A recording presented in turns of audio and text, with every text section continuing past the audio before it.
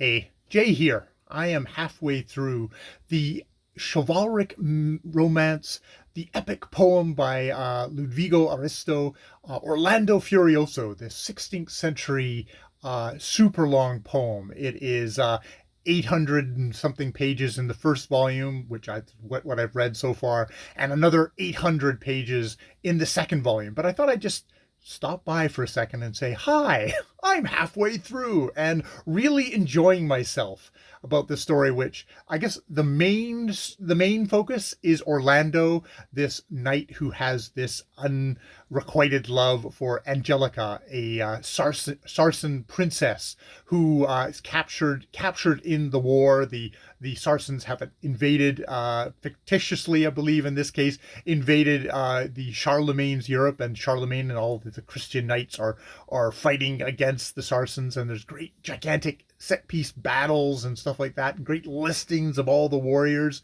But in amongst this, Orlando is pursuing Angelica, who, yes, she was taken as a prize, but she's gotten away and is using all her wiles and her beauty to get to get back home. That is her entire thing. She is not interested in Orlando in the least, or any of the other knights really, say for one who she encounters upon her way. But that's not like that's the main story. But there's also all these other stories throughout the thing. Some of them which really kind of bounce off this original story. You have Orlando, a Christian, with Angelica, a Saracen. One of the other couples in the book is Bradamante, who is this kick-ass Christian maiden warrior who is in love with Ruggiero, who is a Saracen prince, who it is apparently foretold that if he converts to Christianity and marries Bradamante, he will die, and so there are forces trying to keep them apart. They both want to get back together again. And there's just all these different things in here of what I think kind of comes that there's a thing here of kind of just male anxiety. There's a knight who gets bested by Bradamante. Upon learning that it was a maid that knocked him off the horse, he blushes so red his armor almost turns red. It's just kind of one of these kind of lovely kind of just images of a knight in blushing red armor. There is a society of women who for 2,000 years have murdered and enslaved men. The tale of exactly how you have to survive to just become a prince of them. You have to fight 10 warriors, and then you have to satisfy 10 women. And if you succeed in both things, you have to satisfy all those 10 women in one night. Then you will become a prince who kind of gets to rule over them. You're not allowed to leave. You're still a prisoner. But you'll also have 10 women those 10 women as your wife. And there's tales of there's descriptions of what the enslaved men in this society look like, which is they're drained of all their masculine virtue and stuff like that.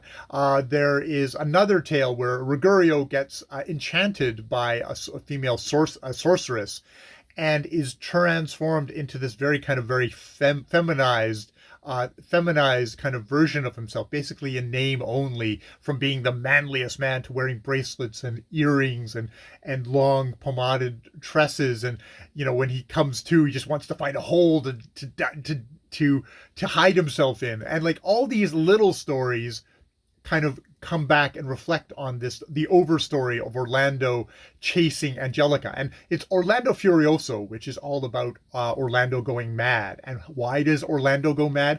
Orlando goes mad by the end of the first half of this book because Angelica makes her own choice about who she's going to love, and it's not Orlando. And the whole thing of this woman making her own choice is the thing, and it not being the choice he wants is the thing that drives Orlando mad. So there is this just constant theme of, we have these chivalric super warrior knights who are just like cutting through giant swaths of armies and super macho, but all this kind of male anxiety of like, what if they don't choose me? What if a woman would best me? What if I became kind of woman like myself. Wouldn't that be horrible?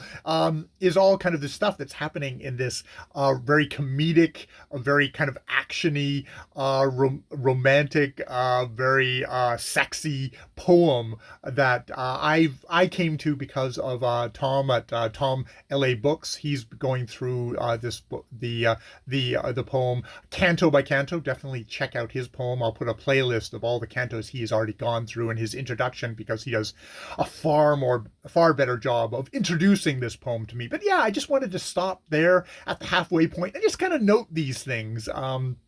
Because it is such a long poem, and I'm reading it out loud to myself. I'm doing the Barbara Reynolds translation of it, which was recommended by Tom, and it's I'm going through it slowly, so it's like trying to keep in mind what I have already experienced with what's going to come next is important. And I mean, Aristo just does such an amazing job of weaving all these different stories through. You have cliffhangers at the end of every canto.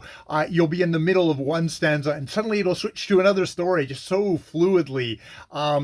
And you're kind of overwhelmed by this kind of great fire hose. But it's interesting how all the different little threads are kind of weaving back into each other, even at this point, at the midpoint of the thing. You can see they've gone off like this, and then just the kind of the amazing structure of the poem. It's a giant poem, but it is actually tightly constructed. So yeah, I'm really enjoying it so far. That is Orlando Furioso. On to part 2.